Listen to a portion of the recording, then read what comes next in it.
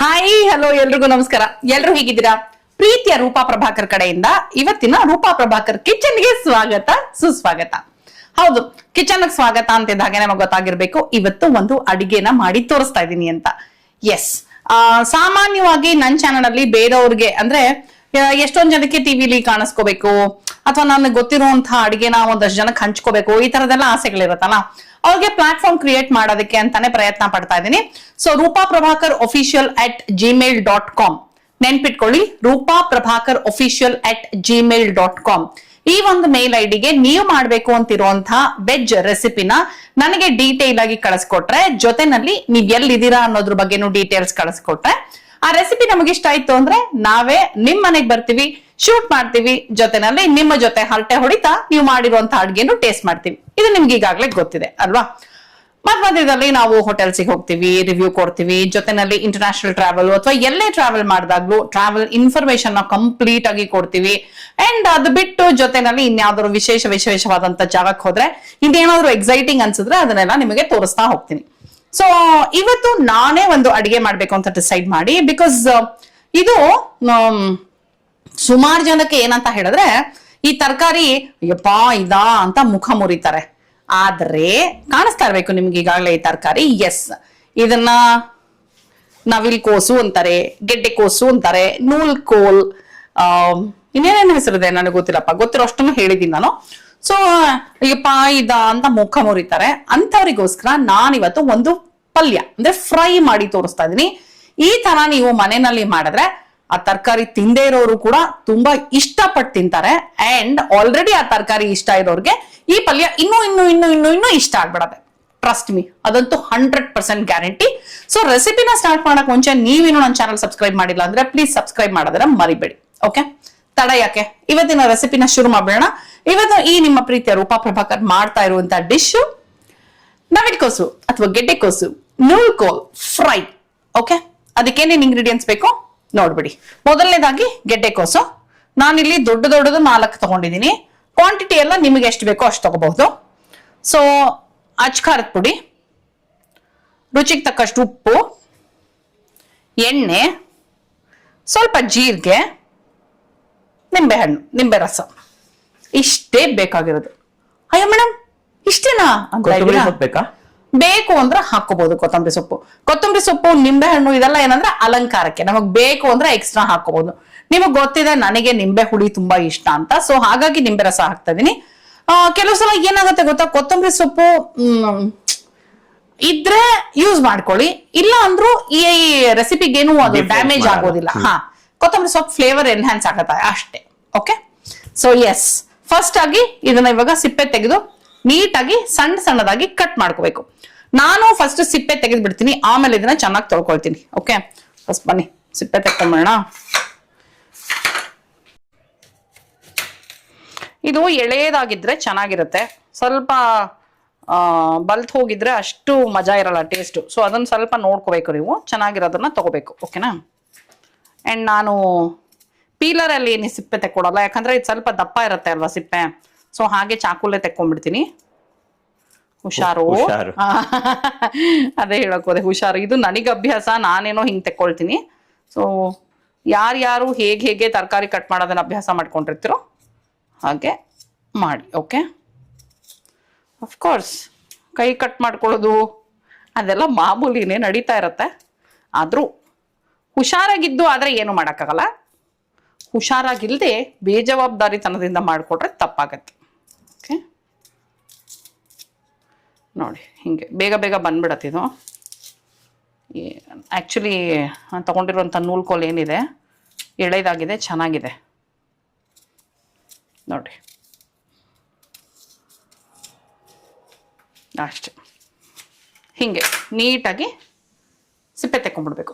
ಸಿಪ್ಪೆ ತೆಕ್ಕೊಂಡ್ಮೇಲೆ ನೀಟಾಗಿ ನಾನು 4 ಚೆನ್ನಾಗಿ ತೊಳ್ಕೊಂಡ್ಬಿಡ್ತೀನಿ. ಓಕೆ, ಈಗ ಸಿಪ್ಪೆ ತೆಕ್ಕೊಂಡು ಚೆನ್ನಾಗಿ ತೊಳ್ಕೊಂಡಿದ್ದೀನಿ. ಆದ್ರೂ ನಾನು ಒಂದು ಬಟ್ಲಲ್ಲಿ ನೀರು ಇಟ್ಕೊಂಡು ಸಣ್ಣಕ್ಕೆ ಹೆಚ್ಚಿಬಿಟ್ಟು ಆ ನೀರಲ್ಲಿ ಹಾಕ್ತಾ ಬರ್ತೀನಿ. ಓಕೆ, ನೋಡಿ ಬೆಣ್ಣೆ ತರ ಇರ್ಬೇಕಿದು, ಅವಾಗ್ಲೇ ನಿಮ್ಗೆ ಫ್ರೈ ಟೇಸ್ಟ್ ಚೆನ್ನಾಗಿರೋದು. ಇಲ್ಲ ಅಂತಂದ್ರೆ ಫ್ರೈ ಟೇಸ್ಟ್ ಚೆನ್ನಾಗಿರಲ್ಲ. ಇನ್ಫ್ಯಾಕ್ಟ್ ಗೆಡ್ಡೆಕೋಸು ಯಾವ್ದಕ್ಕೆ ಹಾಕಿದ್ರು ಅಷ್ಟೇ, ಅದು ಬೆಣ್ಣೆ ತರ ಇದ್ರೇನೆ ಟೇಸ್ಟ್ ಮಜಾ. ನೋಡಿ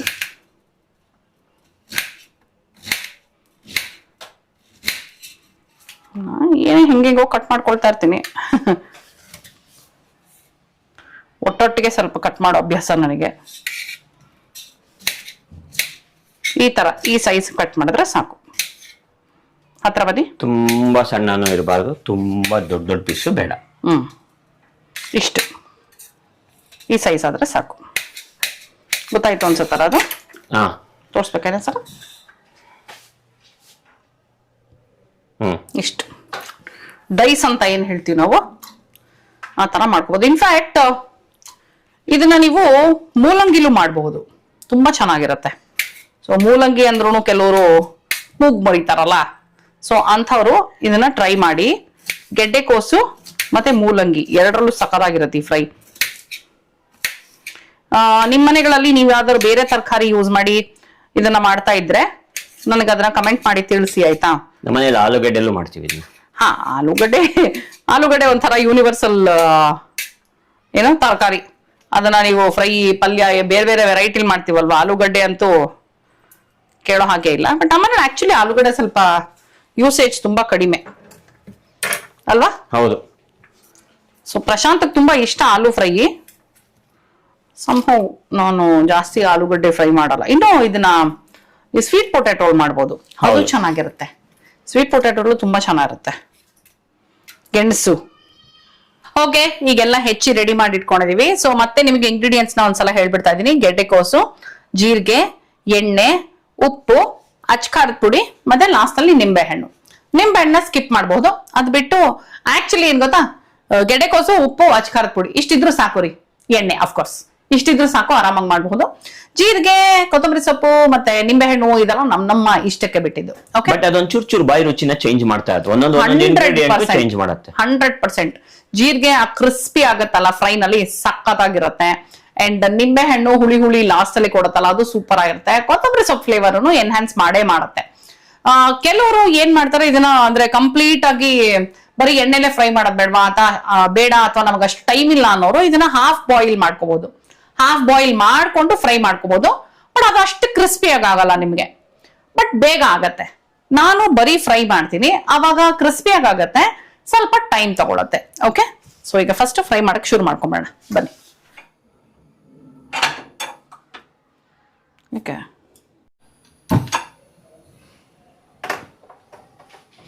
ಎಣ್ಣೆ ಗೆಡ್ಡೆಕೋಸು ಎಷ್ಟು ತಗೊಂಡಿದ್ದೀರಾ ಅದ್ ನೋಡ್ಕೊಂಡು ಎಣ್ಣೆ ಹಾಕೊಳ್ಳಿ. ಸ್ವಲ್ಪ ಒಂದು ಅರ್ಧ ಸ್ಪೂನು ಜಾಸ್ತಿ ಬೇಕು ರೆಗ್ಯುಲರ್ದಕ್ಕಿಂತ ಇದಕ್ಕೆ ಎಣ್ಣೆ. ಇದಕ್ಕೇನಾದ್ರು ಸ್ಪೆಸಿಫಿಕ್ ಎಣ್ಣೆ ಅಂತ ಯೂಸ್ ಮಾಡೋದಿದ್ಯಾ? ಮನೆಗಳಲ್ಲಿ ಯಾವ ಎಣ್ಣೆ ಯೂಸ್ ಮಾಡ್ತೀವೋ ಅದೇ ಎಣ್ಣೆ ಅಷ್ಟೇ.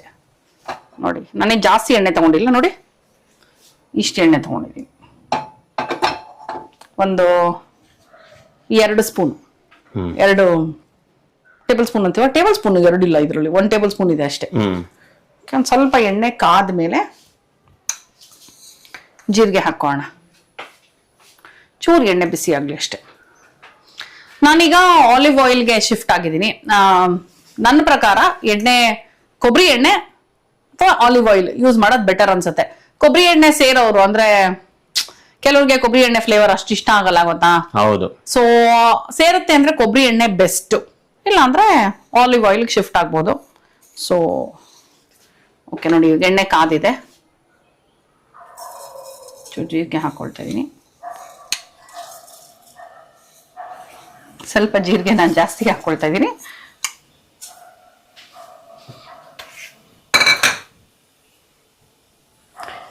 ಜೀರಿಗೆ ಏನು ತುಂಬಾ ಕಾಯುವಷ್ಟಿಲ್ಲ ನೀವು. ಜೀರಿಗೆ ಒಂದ್ ಸ್ವಲ್ಪ ಕ್ರಿಸ್ಪಿ ಆಗ್ತಾ ಇದೆ ಅಥವಾ ಗರ್ಗರಿ ಆಗ್ತಾ ಇದೆ ಅಂತ ಅನ್ಸಿದ ತಕ್ಷಣ ನೀವು ಗೆಡ್ಡೆಕೋಸು ಹಾಕಕ್ ಸ್ಟಾರ್ಟ್ ಮಾಡ್ಬೋದು. ಬಟ್ ಜೀರಿಗೆ ಹುಷಾರಾಗಿರ್ಬೇಕು, ಬೇಗ ಸೀದ್ ಹೋಗ್ಬಿಡುತ್ತೆ. ಇದಕ್ಕೆ ಸಾಸಿವೆ, ಉದ್ದಿನ ಬೇಳೆ, ಕಡಲೆ ಬೇಳೆ ಎಲ್ಲ ಬೇಡ? ಏನು ಬೇಡ. ಅದೆಲ್ಲ ಹಾಕಿದ್ರೆ ರುಚಿ ಚೇಂಜ್ ಆಗ್ಬಿಡತ್ತೆ. ಸೊ ಏನು ಬೇಡ. ನೋಡಿ ಇವಾಗ ಗೆಡ್ಡೆಕೋಸು ಹಾಕೊಳ್ತಾ ಇದೀನಿ.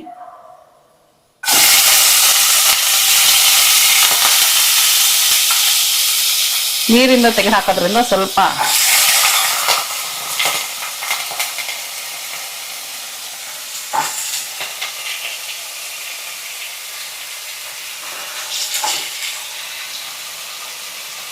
ಬಟ್ ಏನಂದ್ರೆ ಇದು ಫ್ರೈ ಆದ್ಮೇಲೆ ಕ್ವಾಂಟಿಟಿ ಕಡಿಮೆ ಆಗೋಗುತ್ತೆ. ಹೌದು, ಇವಾಗ ನೋಡಿ ಎಷ್ಟು ಇದೆ ಅಲ್ವಾ? ನೀವೇ ನೋಡಿ ಫ್ರೈ ಆದ್ಮೇಲೆ ಎಷ್ಟಾಗತ್ತೆ ಅಂತ. ಇಷ್ಟೇ ಆಗ್ಬಿಡತ್ತೆ ಇದು. ಬೆಂಡೆಕಾಯಿ ತರ. ಬೆಂಡೆಕಾಯಿ ಅಷ್ಟೇ, 1 kg ಬೆಂಡೆಕಾಯಿ ಹಾಕಿದೀವಿ ಅಂದ್ರೆ ಇಷ್ಟೇ ಆಗ್ಬಿಡತ್ತೆ. ಹಂಗೇನೆ ಇದನ್ನು ತುಂಬಾ ಕಡಿಮೆ ಆಗತ್ತೆ ಫ್ರೈ ಆದ್ಮೇಲೆ. ಮಕ್ಳಿಗೆಲ್ಲ ತುಂಬಾ ಇಷ್ಟ ಆಗೋಗತ್ತೆ. ಇಷ್ಟ ಇದು- ಆದ್ಮೇಲೆ ಇಷ್ಟ ಆಗೋಗತ್ತಲ್ಲ. ಇದು ಅನ್ನ ಸಾರ್ ಜೊತೆಗೆ, ಬರೀ ಅನ್ನಕ್ಕೆ ಕಲ್ಸಕ್ಕೆ, ಚಪಾತಿ ಜೊತೆಗೆ, ದೋಸೆ ಜೊತೆಗೆ, ರೊಟ್ಟಿ ಜೊತೆಗೆ ಸಕ್ಕದಾಗಿರುತ್ತೆ. ಇನ್ಫ್ಯಾಕ್ಟ್ ಬರೀದು ಸ್ವಲ್ಪ ಖಾರ ಕಡಿಮೆ ಮಾಡಿದ್ರೆ ಬರೀದು ಕೂಡ ತುಂಬಾ ಚೆನ್ನಾಗಿರುತ್ತೆ, ಹಂಗೆ ತಿನ್ಬೋದು. ಹೌದು ಹೌದು ಆಕ್ಚುಲಿ. ಹಾ, ನಾವು ಸ್ವಲ್ಪ ಉಪ್ಪು ಖಾರವಾಗಿ ಮಾಡ್ತೀವಲ್ವಾ, ಸೊ ಹಾ.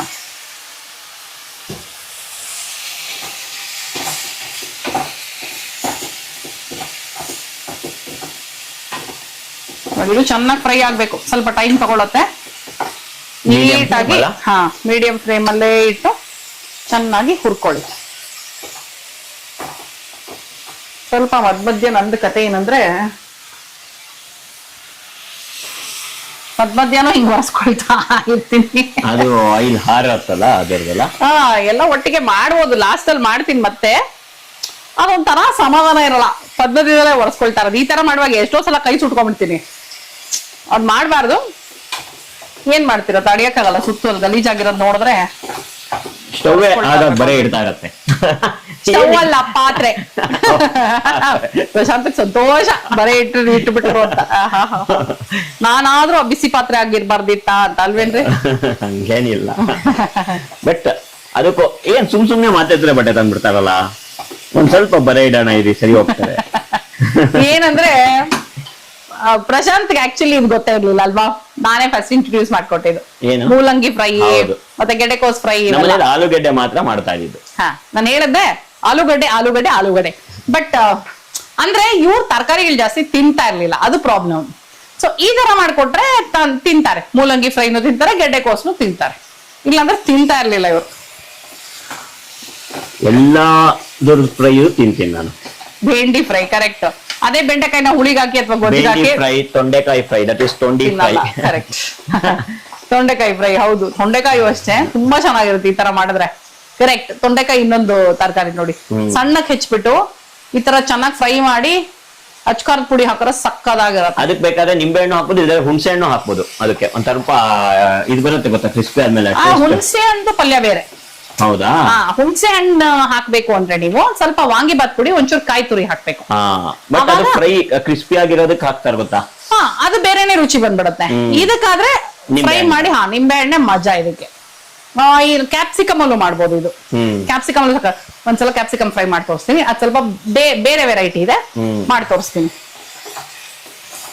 ಅಂಡ್ ನಿಮ್ಗೆ ಗೊತ್ತಿರ್ಬೋದು, ನಂದು ಈ ತರದ ವಿಡಿಯೋಗಳಲ್ಲೆಲ್ಲ ಒಂದಷ್ಟು ಪ್ರಾಡಕ್ಟ್ಸ್ ನೆಲ್ಲ ಟ್ಯಾಗ್ ಮಾಡಿರ್ತೀನಿ. ಏನಂದ್ರೆ ನಾನ್ ರೆಗ್ಯುಲರ್ ಆಗಿ ಮನೆಗೆ ಒಂದಷ್ಟು ತರಿಸ್ಕೊಳ್ತಾ ಇರುವಾಗ ಇದೇನೋ ಇಂಟ್ರೆಸ್ಟಿಂಗ್ ಆಗಿ ಅನ್ಸ್ತು, ನಿಮಗೂ ಇಷ್ಟ ಆಗ್ಬೋದು ಅಂತ ಅನ್ಸಿದ್ರೆ ಆ ಪ್ರಾಡಕ್ಟ್ ನೆಲ್ಲ ಟ್ಯಾಗ್ ಮಾಡಿರ್ತೀನಿ. ನಿಮಗೇನಾದ್ರು ಇಷ್ಟ ಆಯ್ತು ಅಂದ್ರೆ ಅದನ್ನ ಪರ್ಚೇಸ್ ಮಾಡಿ. ಫಾರ್ ಎಕ್ಸಾಂಪಲ್ ನೋಡಿ, ತೋರಿಸ್ತೀನಿ ಒಂದು. ನೋಡಿ, ಇತ್ತೀಚೆಗೆ ಇದೊಂದು ದಿಕ್ಲಾ ತಗೊಂಡಿರಿ ನಾನು. ಈ ದಿಕ್ಲಾ ಅಂತ ಗೊತ್ತಾಗತ್ತಾ ನಿಮ್ಗೆ?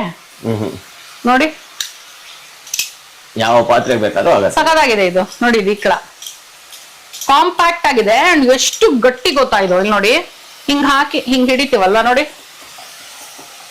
ಲಾಕ್ ಮಾಡ್ಬಿಡ್ಬೋದು ಬೇಕಾದ್ರೆ. ಲಾಕು ಮಾಡ್ಬೋದು, ಲಾಕ್ ಇಲ್ದೇನು ಹಿಡಿಬಹುದು, ಲಾಕು ಮಾಡ್ಬೋದು. ನೋಡಿ, ಇದು ಲಾಕ್ ಮಾಡಿದ್ರೆ ಹ್ಯಾಂಡಲ್ ತರ ಆಗ್ಬಿಡತ್ತೆ ಅದು. ಲಾಕ್ ಮಾಡಿ ಹಿಂಗೆ. ಹಾ, ತುಂಬಾ ಇದು ಸಕ್ಕದಾಗಿದೆ ಇದು. ಐ ಥಿಂಕ್ ತುಂಬಾ ಕಡಿಮೆ ಕೊಟ್ಟೆ ನಾನು ಇದಕ್ಕೆ. ಸೊ ನಿಮಗೇನಾದ್ರು ಬೇಕು ಅಂತ ಹೇಳಿದ್ರೆ ನಾನು ಇದನ್ನ ಟ್ಯಾಗ್ ಮಾಡಿರ್ತೀನಿ, ನೀವು ತಗೊಳ್ಳಿ ಆಯ್ತಾ. ನೋಡಿ, ನಿಮಗ್ ತೋರ್ಸಕ್ಕೋಸ್ಕರ ಲಾಕ್ ಮಾಡಿ ಹ್ಯಾಂಡಲ್ ತರ ಬಿಟ್ಬಿಟ್ಟಿದೀನಿ ಅದನ್ನ. ಈ ಪಾತ್ರೆಗೆ ಹ್ಯಾಂಡಲ್ ಇದೆ, ಅದ್ ಬೇರೆ ಪ್ರಶ್ನೆ. ಹ್ಯಾಂಡಲ್ ಇಲ್ದೇ ಇರೋ ಪಾತ್ರೆಗೆ ನೋಡಿ ನೀಟಾಗಿದ್ರೆ ಹ್ಯಾಂಡಲ್ ತರ ಮಾಡ್ಕೋಬಹುದು. ನೋಡಿ, ಹ್ಯಾಂಡಲ್ ಕಮ್ ಇಕ್ಲಾ, ಸೂಪರ್. ಸುಮ್ನೆ ಅಷ್ಟೇ, ಈ ಲಾಕ್ ಒಂದೇ ಲಾಕ್ ಇದೆ, ಇಷ್ಟೇ. ಇನ್ಫ್ಯಾಕ್ಟ್ ನಾನ್ ಇದನ್ನ ಎತ್ತಿಡುವಾಗ ಅಷ್ಟೇ ಲಾಕ್ ಮಾಡಿ ಇಡ್ತೀನಿ. ಹೌದು, ಎತ್ತಿಡದೆ ಇರುವಾಗ ಲಾಕ್ ಮಾಡಲ್ಲ. ಯೂಸ್ ಮಾಡುವಾಗ ಲಾಕ್ ಓಪನ್ ಮಾಡಿರ್ತೀನಿ.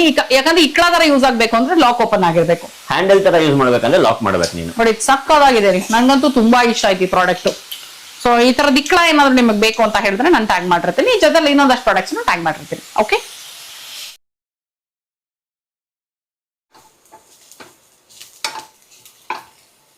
ನೋಡಿ ಈ ಸ್ಟೇಜ್ ಇವಾಗ ನೋಡಿ ಎಷ್ಟು ಚೆನ್ನಾಗಿ ಎಲ್ಲ ಬಣ್ಣ ಬದಲಾಯಿಸಿದೆ. ಇನ್ಫ್ಯಾಕ್ಟ್ ನಂಗೆ ಅದು ಫ್ರೈ ಮಾಡ್ತಾ ಇದ್ರೆ ಅನಿಸ್ತಾ ಇದೆ, ಇದಕ್ಕೆ ಮ್ಯಾಚಿಂಗ್ ಆಗ್ಬಿಟ್ಟಿದೆ ನೋಡಿ. ಇವಾಗ ನೋಡಿ, ಇದು ಮ್ಯಾಚ್ ಆಗ್ಬಿಟ್ಟಿದೆ ಇವಾಗ ಫುಲ್. ಸೊ ಇಷ್ಟು ಈ ತರ ಚೆನ್ನಾಗಿ ಫ್ರೈ ಆದ್ಮೇಲೆ ಈ ಸ್ಟೇಜ್ ಅಲ್ಲಿ ನಾವು ಏನೆಲ್ಲ ಹಾಕಬಹುದು? ಏನೆಲ್ಲ ಇಲ್ಲ, ಬರೀ ಎರಡೇ. ಬಟ್ ಮೇಕ್ ಶೋರ್ ನೀವ್ ಯಾವಾಗ್ಲೂ ಅಷ್ಟೇ ಖಾರದ ಪುಡಿ ಹಾಕಬೇಕಾದ್ರೆ ಕಂಪ್ಲೀಟ್ ಆಗಿ ಸಿಮ್ ಮಾಡ್ಕೊಳ್ಳಿ. ಯಾಕಂದ್ರೆ ನಾವ್ ಇವಾಗ ಇದನ್ನ ಕೆಲವು ಸಲ ಏನಾಗುತ್ತೆ ಗೊತ್ತಾ, ನೀರಲ್ಲಿ ಹಿಂಗ್ ಮಿಕ್ಸ್ ಮಾಡಿ ಹಾಕ್ತಾರ ಗೊತ್ತಾ, ಅವಾಗ ಅದೇನು ಪ್ರಾಬ್ಲಮ್ ಆಗಲ್ಲ. ಡೈರೆಕ್ಟ್ ಆಗಿ ಈಗ ಅಚ್ಕಾರದ ಪುಡಿ ಹಾಕ್ಬೇಕಾದ್ರೆ ತುಂಬಾ ಅದು ಘಾಟ್ ಹೊಡ್ದಂಗ ಆಗತ್ತೆ. ಸೊ ಫುಲ್ ಲೋ ಫ್ಲೇಮ್ ಮಾಡ್ಕೊಂಡು ಹಾಕಿ.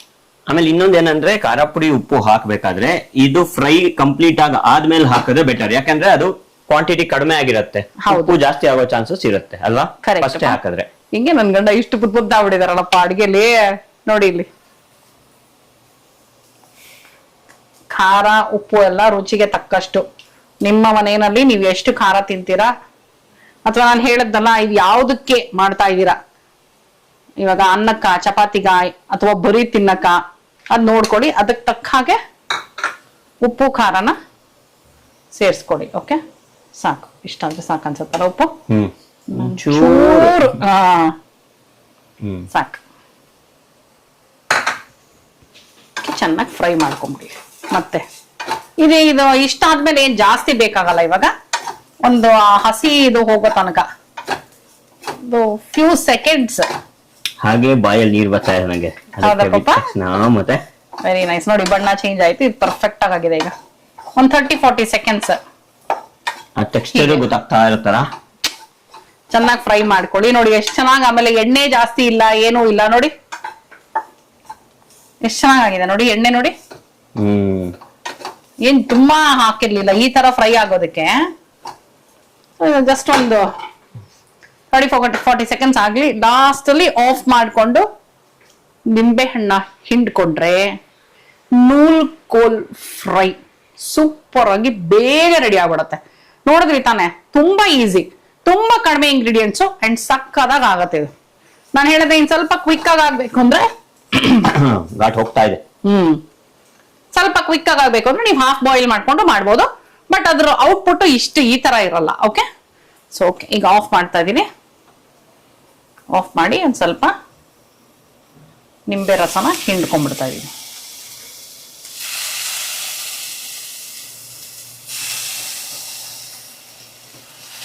ಅಕಸ್ಮಾತ್ ಬೀಜ ತೆಗ್ದಿದೀನಿ, ಅಕಸ್ಮಾತ್ ಬೀಜ ಬಿದ್ಬಿಟ್ರೆ ಅಂತ ಇದ್ರ ಮೇಲೆ ಹಿಂಡ್ತಾ ಇದ್ದೀನಿ. ನೀವು ಅನ್ಕೊಂಡಿರ್ಬೋದು ಯಾಕೆ ಹಿಂಗ್ ಹಿಂಡ್ತಾ ಇದೀನಿ ಅಂತ.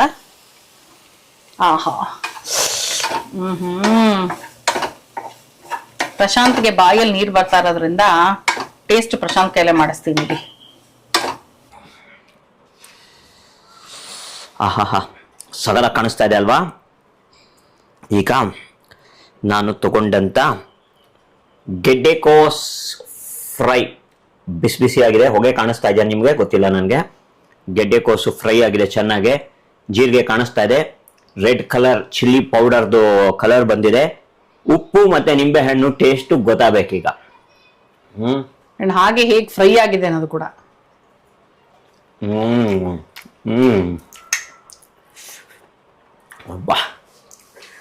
ಬಾಯಲ್ಲಿ ಹೋಗಿ ಬಿದ್ದ ತಕ್ಷಣ ಫಸ್ಟ್ ಬರೋದು ನಿಂಬೆ ಹಣ್ಣು ಫ್ಲೇವರು. ಅಕ್ಕಂತ ನಾಲ್ಗೆ ಮೇಲೆ ಬಿಸಿ ಪ್ಲಸ್ ಚಿಲ್ಲಿ ಎರಡು ಇರೋದ್ರಿಂದ ಒಂಚೂರು ನಾಲ್ಗೆ ಉರಿಯುತ್ತೆ. ಸಗದಾಗಿದೆ. ನನಗಂತೂ ಇದು ಸಿಕ್ಕಾಪಟ್ಟೆ ಇಷ್ಟ.